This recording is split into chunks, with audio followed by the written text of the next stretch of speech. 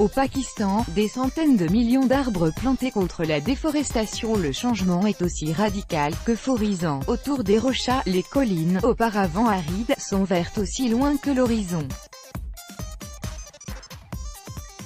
Des arbres ont été plantés par centaines de millions dans le nord-ouest du Pakistan, pour lutter contre la déforestation.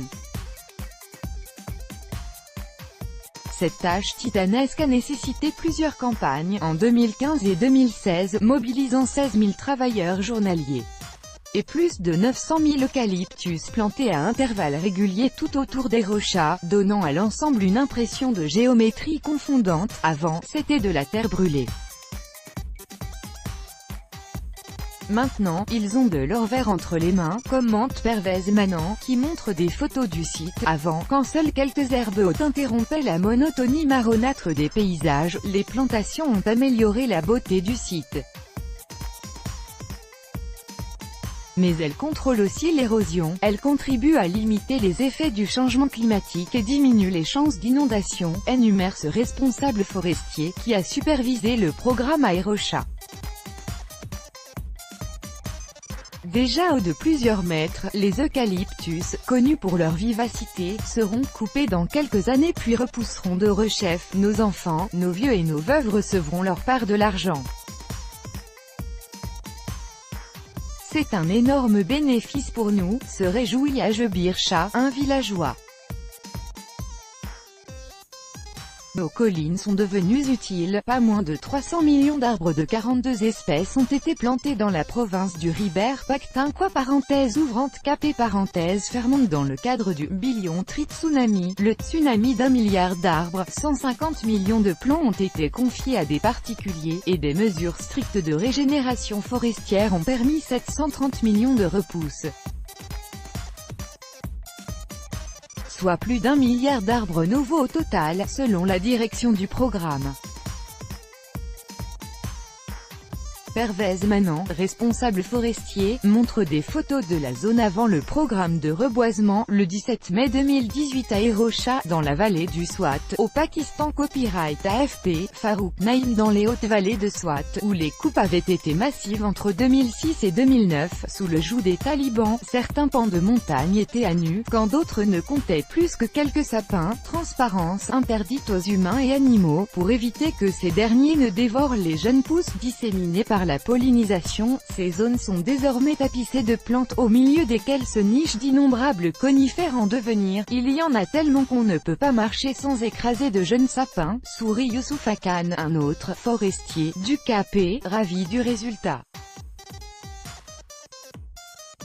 Une zone reboisée dans la vallée du Swat, le 18 mai 2018 au Pakistan. Copyright AFP, Farouk Naïm. Le tsunami vert, initialement moqué pour ses objectifs qualifiés d'irréalistes, a dépassé de 60 millions le cap du milliard d'arbres, observe Kamran Hussain, un manager de l'ONG WWF, auditrice indépendante du projet. Nous sommes à 100% confiants que les chiffres sont corrects, affirme-t-il à l'AFP, soulignant la transparence d'un programme pour lequel tout le monde a accès en ligne à toutes les informations. L'ONG Union internationale pour la conservation de la nature, UICN, l'a qualifié de vraie réussite pour la conservation des forêts. Une situation flatteuse, aux antipodes de celle constatée ailleurs au Pakistan, où la couverture forestière est notoirement insuffisante, de l'ordre de 5,2% de la superficie totale, contre 12% conseillés par l'ONU, selon les autorités.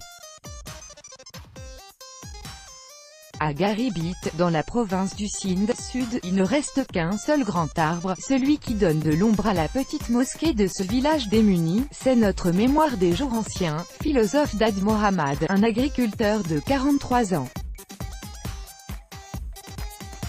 Avant, il y en avait plein, de toutes sortes. Mais à cause du manque d'eau, ils ont commencé à s'assécher, alors on a tout coupé, poursuit-il en désignant des centaines de mètres de terre cultivée, où régnait auparavant une forêt. Désastre, plus de 60% des forêts riveraines de cours d'eau du Sindh ont ainsi disparu en 60 ans, du fait d'un tarissement des rivières et de coupes massives dans les années 1980, explique Riaz Ahmed Wagan, un cadre forestier de cette province, qui s'émeut d'un « désastre ». Une route traverse plusieurs sites d'un programme de plantation d'arbres, le 18 mai 2018 à Buner, au Pakistan. Copyright AFP, Farouk Naïm. Une fois coupés, et il n'y a aucun moyen de les régénérer, peste-t-il.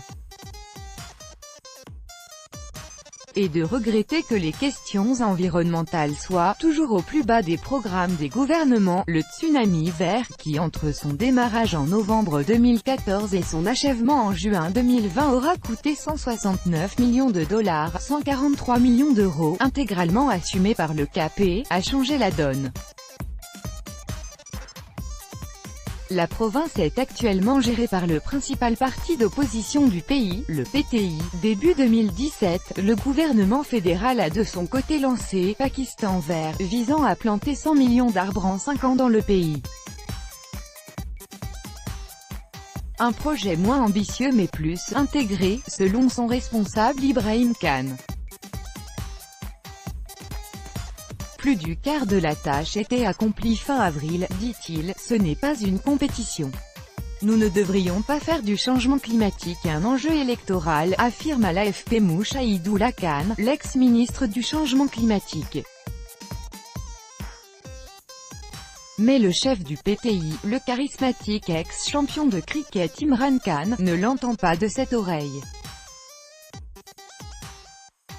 Il promet d'investir massivement dans la protection de l'environnement si son parti l'emporte aux élections législatives prévues le 25 juillet, une victoire qui semble de fait à sa portée. L'objectif numéro 1 est 10 milliards d'arbres.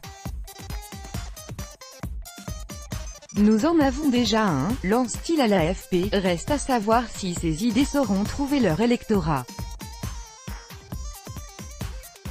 L'avocat environnementaliste Ahmad Rafet a l'âme en doute. Dans un pays où les voix vont selon lui aux bâtisseurs d'infrastructures, ce serait une première si un parti engrangeait des votes grâce à un projet vert, tous droits de reproduction et de représentation réservés. Copyright 2018, Agence France Presse.